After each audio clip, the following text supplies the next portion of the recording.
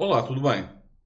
Eu, antes de mais, quero começar fazendo uma coisa que vocês sabem que eu não gosto muito de fazer, mas as regras do YouTube praticamente obriga que assim seja, que é pedindo a você para me ajudar a fazer crescer o canal, dando o seu like e se no final do vídeo não gostar daquilo que ouviu, dê o dislike e deixe os seus comentários e partilhe na rede social.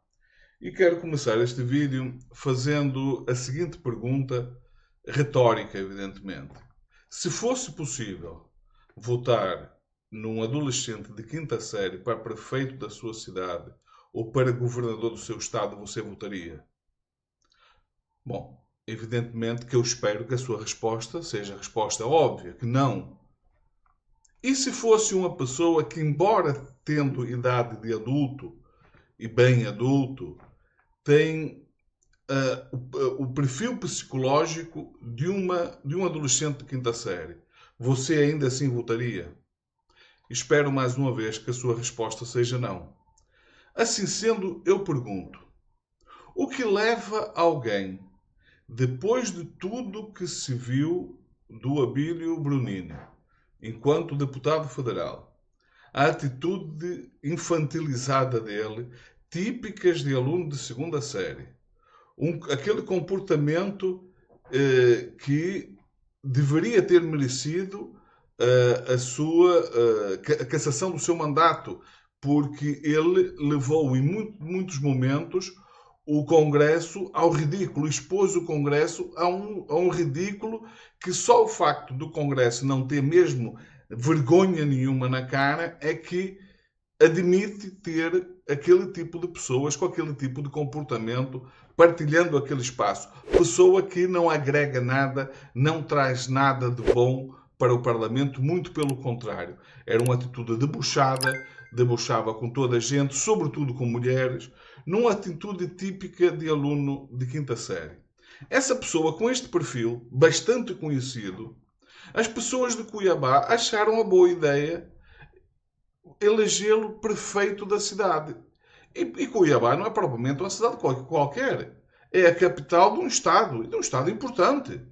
Um Estado que movimenta bilhões de reais no agronegócio. É uma pessoa evidentemente despreparada para aquele cargo. Por isso, o que me espanta é que alguém possa ficar surpreendido com o facto dele ter declarado mais uma vez basicamente a falência do Estado. Ele declara que não tem dinheiro sequer para pagar os funcionários.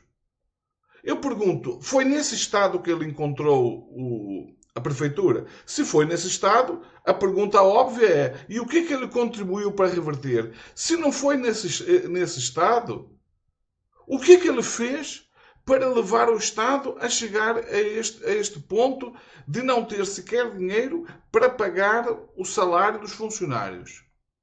Um Estado rico, porque o Estado do Mato Grosso é um Estado rico. É um Estado que movimenta bilhões de reais com o agronegócio. É certo que o agronegócio, apesar de movimentar todos esses bilhões, devido ao forte lobby que tem no Parlamento, não paga imposto. E não pagando imposto, evidentemente, eles não contribuem para as riquezas. Eles reivindicam melhores estradas, melhores infraestruturas, no entanto, não estão disponíveis para contribuir em nada para que essa infraestrutura seja criada. Eles querem que essa infraestrutura seja criada com os impostos daqueles que, não podendo fugir, basicamente os trabalhadores ou os pequenos empresários, esses é que devem subsidiar a construção de estradas para financiar esse agronegócio bilionário que não contribui em nada para o orçamento do Estado. Eles até podem contribuir para a entrada de divisas no país. No entanto, provavelmente o Brasil é certamente dos poucos países do mundo em que, por exemplo, o agronegócio não paga imposto de exportação, que deveria pagar. Eu defendo que o agronegócio, todos os negócios pagam imposto, o agronegócio, sobretudo, até como uma forma de fazer com que baixar os preços localmente, fazendo que eles privilegiem o mercado interno e contribuam assim para reduzir a inflação, era, por exemplo, ter que pagar imposto sobre a exportação. Esse sim é um imposto que afeta quem compra, porque é um imposto que fica no Brasil e quem vai pagar é o importador. Ao contrário do que está a fazer o Trump, que o que ele impôs foi tarifas à entrada dos produtos, fazendo com que quem pague o imposto seja o contribuinte americano. Não, evidentemente que não é assim que funciona. O contrário, sim. Quando se cobra imposto à saída da mercadoria, o imposto fica no país e quem vai pagar a mercadoria mais cara devido ao imposto é o importador. Aí pode-se dizer, mas isso perde-se competitividade. Mas eu pergunto, e existe alguém capaz de substituir, por exemplo, a soja, o milho e o café do Brasil? Existe algum país com capacidade de substituir esses produtos do Brasil? É evidente que não. Então, não teria nenhum impacto na prática para os produtores, porque o mercado está aberto, o mercado está disponível e eles gerariam riqueza, contribuiriam para o orçamento e aí sim teriam todo o direito de reclamar infraestruturas melhores para o seu negócio. Mas eu quero voltar àquilo que importa, que é a questão do Abílio Brundini. Porque eu sinceramente, eu não consigo conceber a ideia de votar numa pessoa assim. Aí você vai dizer, mas isso é porque ele é de direita. Bom, primeiro ele não é de direita, ele é de extrema direita. E claro que só por isso eu já não votaria nele. Agora, eu também não votaria se ele, com aquele perfil, fosse uma pessoa de esquerda. Há pessoas de esquerda no qual eu não votaria nelas. Por exemplo, eu já tenho visto pessoas aqui que têm canais como eu de política e que são progressistas a defenderem que o PTs deveriam apoiar porque elas têm pretensão política, legítimo. Só que eu a ver o tipo de contribuição, a atuação nelas no canal, não é preciso ser propriamente um psicólogo para perceber que são pessoas que só contribuiriam de alguma coisa para o progressismo na medida em que eles iriam votar para o governo. Mas iriam votar pelo governo sem fazer a mínima ideia do que estavam a votar. Ou seja, só seriam diferentes da extrema-direita porque, fazendo a coisa sem saber o que estavam a fazer, estariam ainda assim fazendo a coisa certa. Portanto, mas essas pessoas, eu também não ia querer ver no Parlamento porque elas iam baixar a qualidade do Parlamento. Eu quero no Parlamento pessoas que tenham ideias, ainda que eu não concorde com elas, ainda que sejam ideias que eu não concordo com elas, mas que demonstrem capacidade de apresentar projetos, de apresentar planos. O Abílio Brundini claramente não está entre essas pessoas. Ele chega na prefeitura sem ter nenhuma noção da importância de certos tipos de serviço. Uma das coisas, que eu não sei se é verdade ou não, mas uma das coisas que eu tenho ouvido recorrentemente, é que ele aboliu a taxa do lixo. Eu não sei qual é o impacto que a taxa do lixo tem na prefeitura de Cuiabá, mas alguma deve ter. Porque se neste momento ele levou a prefeitura à crise que levou, partindo do princípio que ele está a fazer isso apenas por uma questão de incompetência, e é isto que eu estou a julgar, eu não tenho meios para atribuir a ele outra coisa senão incompetência, só que é uma incompetência evidente. Agora, é que nem sequer é o único caso no Brasil. E nem sequer, pelo que eu tenho visto de algumas pesquisas, nem sequer o povo brasileiro, aquele que em mais de 90% considera o Congresso muito ruim, o pior Congresso de sempre, aparentemente, pelo que eu vejo nas sondagens, estão dispostos a colocar basicamente o mesmo tipo de pessoas no Congresso. Eu não consigo entender, mas não só no próprio Estado. Eu ouvi no outro dia que Minas Gerais, que já tem na prefeitura outro incompetente, um incompetente engravatado, mas um incompetente, como o Zema, agora ele aparece como o principal candidato a ganhar se caso ele se queira eleger para o Senado, pelas sondagens, ele provavelmente irá ganhar com uma larga margem até. E eu pergunto o que foi que ele fez, as pessoas de Minas Gerais que me digam o que foi que ele fez pelo Estado de Minas Gerais para ele ter essa aprovação, sendo que todas as declarações que eu vejo neles é de uma imbecilidade absurda, que revela uma pessoa totalmente incompetente para ser síndico de um prédio, quanto mais para ser governador de um Estado. E agora, para meu espanto, eu vejo que quem lidera as sondagens para governador do Estado de Minas Gerais é o Cleitinho, que não é muito diferente do Abílio Bernini. Uma pessoa evidentemente despreparada.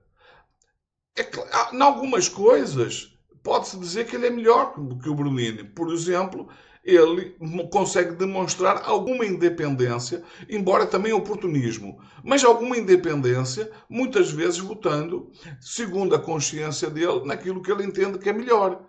Agora, quem vê a atuação do Cleitinho, alguém consegue identificar capacidade para ser governador de um Estado? Até que seja, eu não consigo ver ele capacidade para ser prefeito de uma pequena cidade do interior, quanto mais para ser governador do Estado. Eu quando vejo isso, eu fico boca aberta. Eu fico, como é que é possível as pessoas terem tanta consciência do mal que está a política no Brasil e na hora de votar elas continuam a votar nas mesmas pessoas que depois elas vão criticar pela qualidade dos políticos no Congresso serem más. Outro exemplo está-se a passar no Rio de Janeiro, em que aparece o filho do Bolsonaro, o Flávio, como um dos principais, ou mesmo o maior candidato, com maior probabilidade, também de ganhar o Senado. E outras pessoas também, evidentemente desqualificadas. Eu pergunto o que é que essas pessoas vão contribuir na história. Quando as pessoas apostam em alguém que se apresenta muito bem e confiam na capacidade delas e depois se decepcionam porque não sabiam que elas de facto eram despreparadas, eu até admito. Mas quando as pessoas ao longo da sua carreira demonstram um despreparo evidente, as pessoas demonstram que percebem o seu despreparo, porque, afinal de contas, mais de 90% dos brasileiros consideram o Congresso extremamente mau. Seria de esperar que, nas próximas eleições, o Centrão e essa extrema-direita se reduzisse drasticamente. Porque se o Congresso é péssimo, e a oposição é mais forte do que o governo, de tal forma que o governo tem necessidade de estar sempre a negociar e a ceder com esse centrão para poder aprovar algumas leis, para poder governar. E as pessoas entendem que esse Congresso é um problema para o país, que traz problemas para o país. As pessoas vão inclusivamente a manifestações, elas manifestam-se nas redes sociais. Fica evidente que existe uma rejeição a esse tipo de pessoas. No entanto, quando se vai perguntar em quem que você quer votar, aquilo que se vê é que os favoritos são essas pessoas que são o reflexo daquele Congresso que elas abominam, que elas acham péssimo, como se fosse assim. Eu estou a colocar aqui o que há de pior na sociedade brasileira e vou protestar, vou contestar, sendo que eu contribuí para isso. Essas pessoas, algumas dessas pessoas, tiveram o meu voto para lá estar. Isso não faz nenhum sentido. E agora eu quero falar diretamente às pessoas do Nordeste. Porque no Nordeste, que eu admiro tanto, a forma com que eles votam massivamente no Lula, em que têm garantido vitórias do Lula da forma que têm garantido, eu pergunto, faz algum sentido essas mesmas pessoas boicotarem o Lula, porque é disso que se trata, quando elas colocam pessoas do Centrão? quando elas elegem senadores e deputados do Centrão, ou até da extrema-direita, elas querem o quê? Boicotar o trabalho do Lula? É isso? É disso que se trata? Vocês querem o Lula, mas não lhe querem dar os recursos para que ele possa governar, para que ele possa transformar o país? Depois vocês julguem. Se ele tendo tudo, se ele tendo o Congresso ao lado dele, podendo escolher o que há de melhor nos ministros, e nisso ele é muito bom, porque o Lula é um político, é um típico político, mas não é um gestor. Ele tem boas ideias, mas ele não tem, obviamente, a capacidade de as implementar. Mas sabe buscar as pessoas que têm capacidade para fazer isso. E é isso que precisa o Presidente da República. O Presidente da República não precisa de ser ele a fazer as coisas.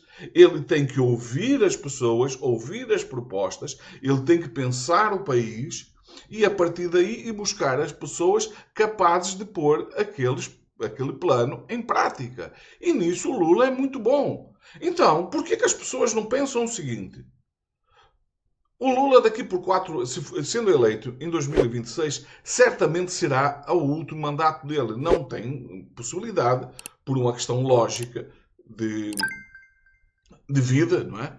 Porque se ele agora está com 80 anos, quando ele sendo eleito com mais 4 anos e um que falta, estamos a falar já de 85 anos. Ninguém espera que ele com 85 anos vá se voltar a eleger. Eu pergunto, vocês não acham que esta é a última oportunidade de se dar ao Lula tudo que ele precisa para fazer aquilo que ele se propõe fazer? É que depois não tem mais Lula. Portanto, se você apoia o Lula, eu pergunto, não faz sentido você dar a ele um Congresso que garantidamente vai apoiar as medidas que ele se propõe fazer?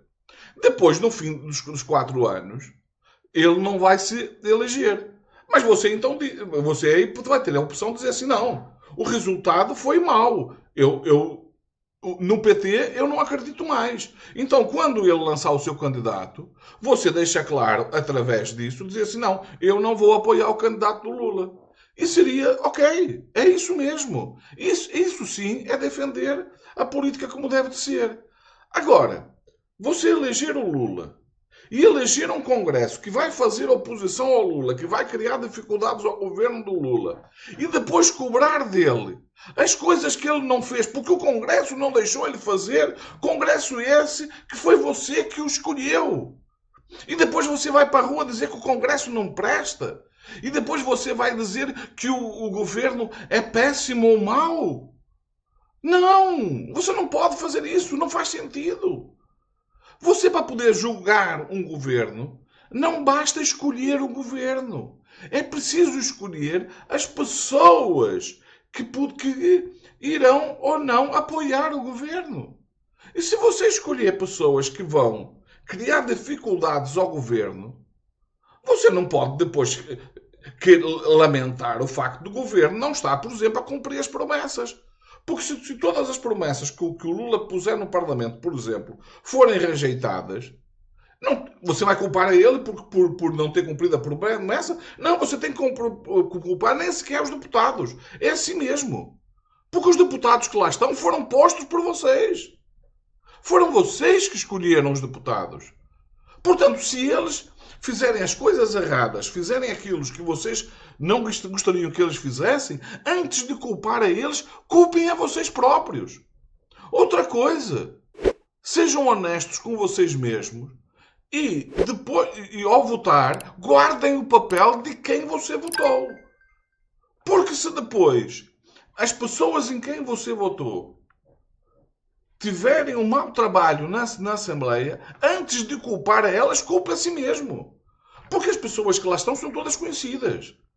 Você não pode alegar que, se elegendo aquele quadro de pessoas que lá estão, se aquelas pessoas voltarem a ser eleitas, e evidentemente o que eu estou a falar é desse pessoal da extrema-direita e do centrão, que são aqueles que estão sistematicamente a boicotar o país, e isso nem sequer é questão de opinião. Isto é óbvio, está evidente que eles estão a boicotar o país. Portanto, As pessoas estão identificadas. Agora, quando eu vejo as sondagens aparecer e que as mesmas pessoas que as pessoas consideram que são o reflexo desse péssimo Congresso que aí está, são as que aparecem nos primeiros lugares para serem eleitas, eu pergunto, de quem é a responsabilidade, se não do próprio eleitor? É do próprio eleitor a responsabilidade. Eu nem sequer responsabilizo os deputados, porque eles mostram aquilo que são.